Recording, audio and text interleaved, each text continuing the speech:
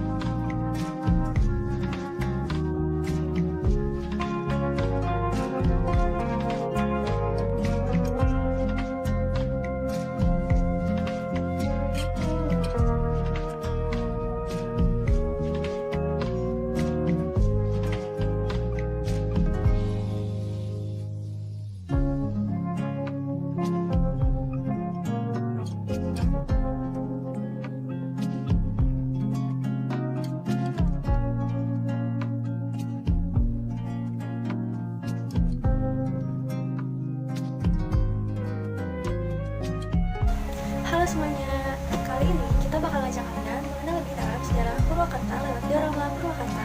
Setelah tadi kita dari Museum Baluran Rahayu dan Pendopo, sekarang kita bisa belajar tentang perjalanan panjang Purwakarta dari masa kerajaan, kolonial, sampai zaman kemerdekaan. Nah, pas masuk diorama, kita langsung disambut sama daftar nama patih Purwakarta dari masa ke masa.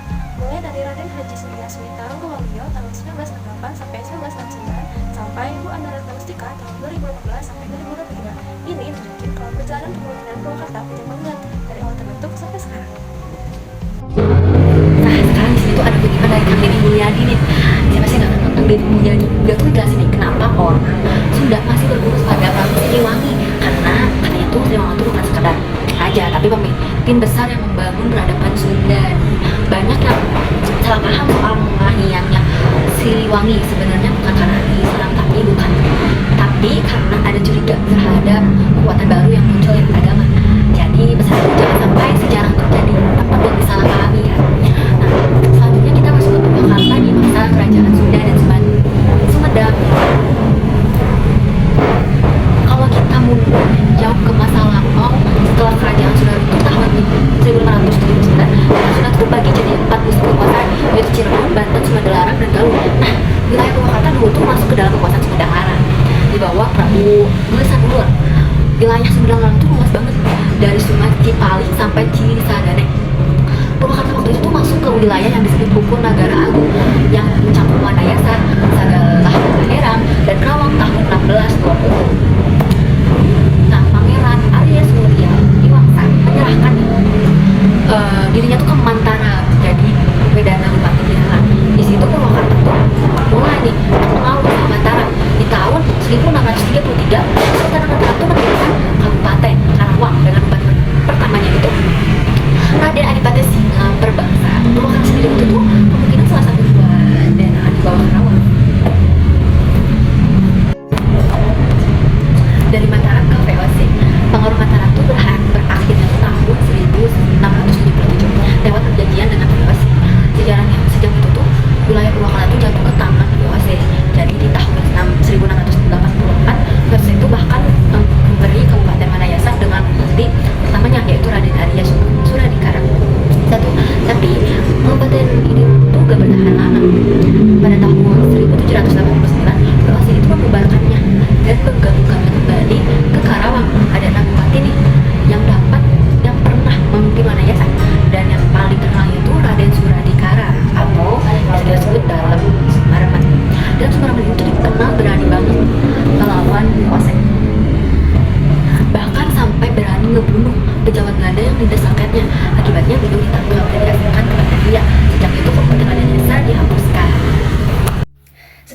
bubar tahun 1799, Belanda mendirikan pemerintahan Hindia Belanda.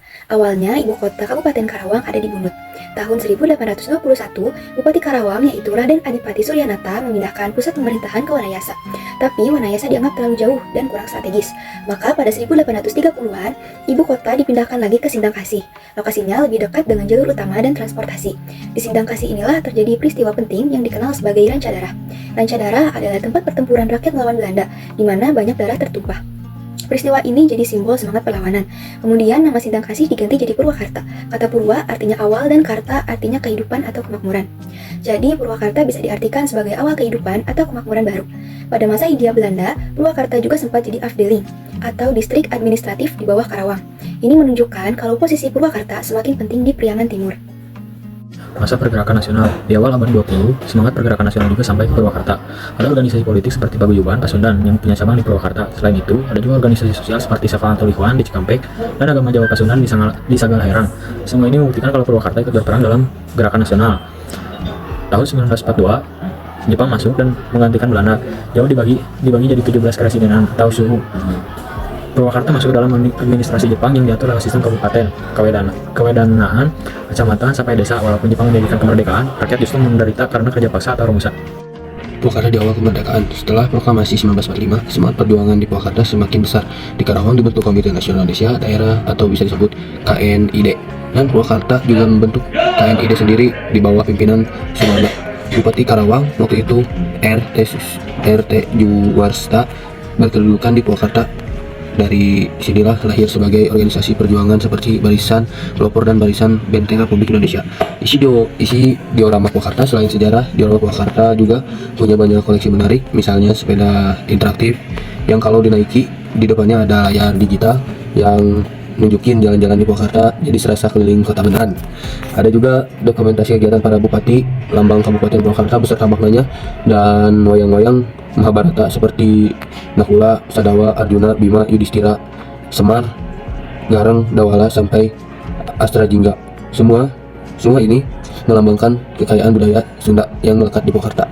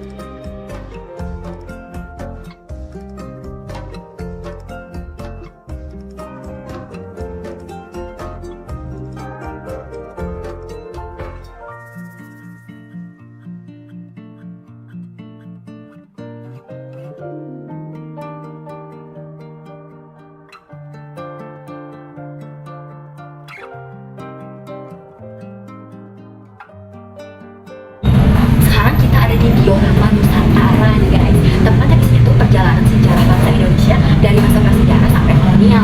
Lihat di depan tuh udah ada patung bola dunia yang dipegang. Jadi bola dunia tuh dipegang di tangannya besar. Itu tuh kan sebenarnya patung biasa aja sejarah. Itu tuh sebenarnya ada namanya. Patung di bola dunia itu melambangin bahwa Nusantara tuh punya peran strategis di dunia.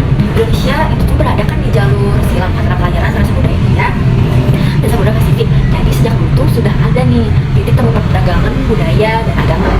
Jadi kalau prasejarah dalam bahasa Inggris disebut Nirkala.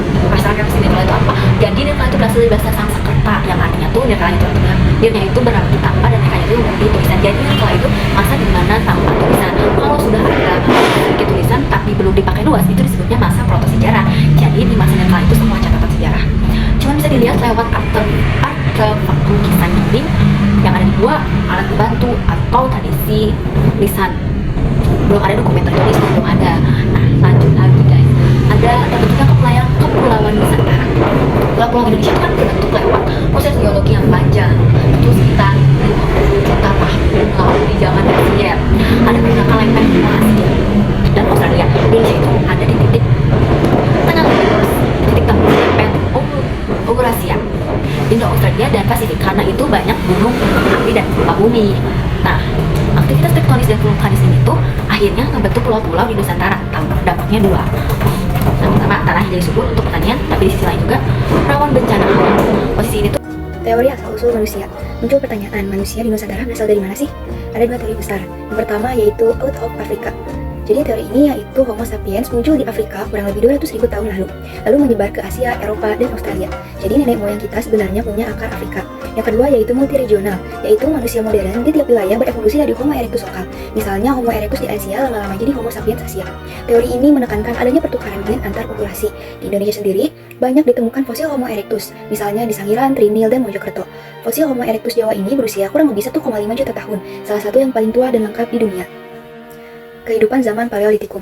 Zaman Paleolitik artinya zaman batu tua. Alat-alatnya masih kasar seperti kapak perimbas, kapak genggam, dan alat sepi. Manusia waktu itu hidup nomaden alias berpindah-pindah. Kegiatan sehari-harinya yaitu berburu binatang besar dan mengumpulkan makanan. Tidak ada rumah permanen saat itu. Alat-alat ini banyak ditemukan di Pacitan yaitu di Jawa Timur dan Ngandong di Jawa Tengah. Karena itu kadang disebut budaya Pacitan. Zaman Mesolitikum atau hunian gua. Selanjutnya Mesolitikum atau zaman Batu Tengah. Manusia sudah mulai tinggal di gua disebut Abyssus Roche. Artefak penting di masa ini adalah budaya tulang dan budaya serpi. Budaya tulang artinya manusia menggunakan tulang atau tanduk untuk membuat alat. Budaya serpi artinya membuat alat dari batu kecil yang diserpi, seperti mata panah. Contoh gua penting di Indonesia yaitu gua Leang-Leang di Sulawesi Selatan, gua Harimau di Sumatera Selatan, gua Lawa di Sampung, Jawa Timur, dan gua di Papua. Seni prasejarah. Lukisan gua yang menarik, manusia prasejarah juga sudah jadi seniman. Mereka melukis di dinding gua. Motif lukisan biasanya cap tangan, hewan buruan, perahu, atau simbol ritual. Cat dibuat dari bahan alami, kayak merah dari tanah ogan, putih dari kapur, dan hitam dari arang. Yang paling terkenal yaitu lukisan gua di Maros Pangkep, Sulawesi Selatan. Usianya sangat tua, ada yang diperkirakan lebih dari 40.000 tahun. Salah satu seni figuratif tertua di dunia. Alat dari tulang dan tanduk. Selain batu, manusia prasejarah juga pakai tulang dan tanduk. Fungsinya macam-macam.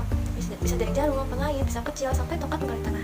Biasanya berasal dari tulang rusak atau kerbau. Temuan penting ada di Gua Lawa, Jawa Timur. Ini bukti bahwa manusia mulai menguasai keterampilan membuat alat yang lebih bervariasi. Nusantara sebagai jalur pelayaran. Sekarang kita masuk bagian maritim. 82% wilayah Indonesia adalah laut, karena posisinya di antara Samudra Hindia dan Laut Cina Selatan. Sejak dulu, Nusantara jadi jalur perdagangan India Cina. Jalur ini membawa rempah, emas, kain, sekaligus agama dan budaya. Tokoh asing seperti Fahian dari Cina abad ke-5 dan Insting abad ke-7 menulis catatan tentang kerajaan di Nusantara. Itu bukti bahwa Nusantara dikenal dunia sejak lama. Kerajaan Hindu-Buddha. Kerajaan bercorak Hindu-Buddha muncul pertama kali sekitar abad ke-4. Kutai atau Kalimantan Timur abad ke-4. Kerajaan adalah kerajaan Hindu pertama. Tarumanagara di Jawa Barat abad ke-5. Prasasti Ciareuteun. Sriwijaya Sumatera abad ke-7 sampai 13. Pusat perdagangan dan Buddha Mahayana. Mataram kuno di Jawa Tengah abad ke-8 sampai 10. Ada Candi Borobudur dan Prambanan. Singasari Malang abad ke-13. Majapahit Jawa Timur abad ke-13 sampai 15. Kerajaan besar dengan Sumpah Palapa di Bali, Kerajaan Gel-Gel dan Samprangan jadi pusat Hindu setelah Majapahit runtuh. Islamisasi di Nusantara abad ke-13, Islam mulai masuk ke perdagangan. Islam mudah diterima karena ajarannya sederhana, tidak mengenal kasta dan bisa berjalan damai berdampingan dengan budaya lokal.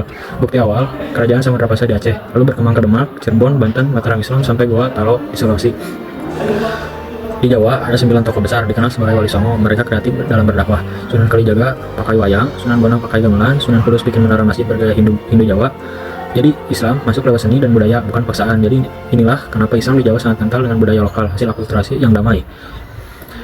Abad ke-15 sampai 16, masa Eropa mulai datang. Portugis menguasai Malaka tahun 1511. Lalu masuk Maluku untuk memonopoli rempah. Spanyol sempat masuk Filipina. Setelah itu Belanda datang mendirikan VOC tahun 1602. VOC dikenal sebagai kongsi dagang raksasa, tapi juga sering menindas rakyat lewat monopoli dan kerja paksa. Akulturasi budaya. Nusantara bukan hanya jadi pusat politik dan ekonomi, tapi juga budaya. Pengaruh Hindu-Buddha melahirkan candi, aksara, dan sastra.